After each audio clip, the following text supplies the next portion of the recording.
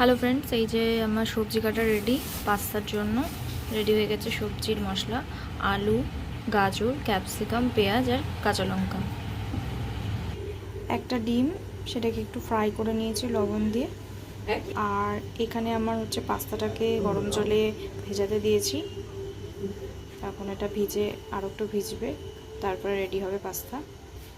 কড়াতে তেল দিয়েছি, এখন এই সবজিগুলোকে এক এক করে ভেজে নেব। তেল গরম হয়ে গেছে, এবার সবার ফার্স্টে আমি যেটা করব, সবার ফার্স্টে আমি দিয়ে দেব পেঁয়াজগুলোকে।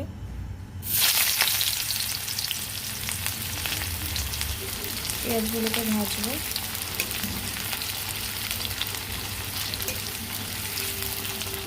এরপর আমি দিয়ে দেবো ক্যাপসিকাম,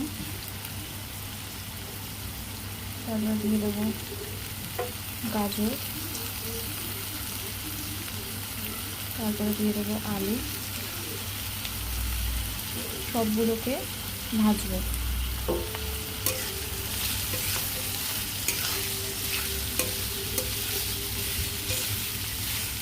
ওর সাথে আমি কাঁচা লঙ্কাও দিয়ে দিয়েছি। কাঁচা লঙ্কাগুলো দিয়ে একসাথে সবগুলো ভাজছি, একটু লাল লাল হবে। একটু হালকা কালারের জন্য একটু সামান্য পরিমাণে একটু হলুদ দিয়ে দেবো, বেশি না, অল্প। দেখো, এটা ভাজা ভাজা হয়ে এসছে। এখন আমি যে ডিমটা ভেজে রেখেছিলাম, এই ডিমটার মধ্যে দিয়ে দেবো। দিয়ে দিলাম। ডিমটার সঙ্গে ওটাকে একটু ভালো করে ভাজবো। এখন আমি ওর মধ্যে একটু লবণ দিয়ে দেবো। লবণটা দেবো অল্প, সামান্য পরিমাণে এখন লবণ দিয়ে হালকা করে ভেজে নেবো। আচ্ছা, যেহেতু আমি পাস্তা মশলা করছি, তাই জন্য একটু এই যে পাস্তা মশলা একটু দিয়ে দেবো।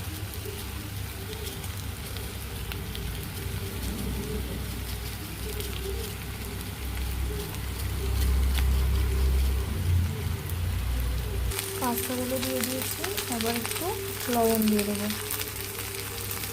পরিমাণ মতো। এই দেখো, আমার পাস্তা রেডি। ঠিক আছে, আর একটুখানি পরে নামিয়ে নেব।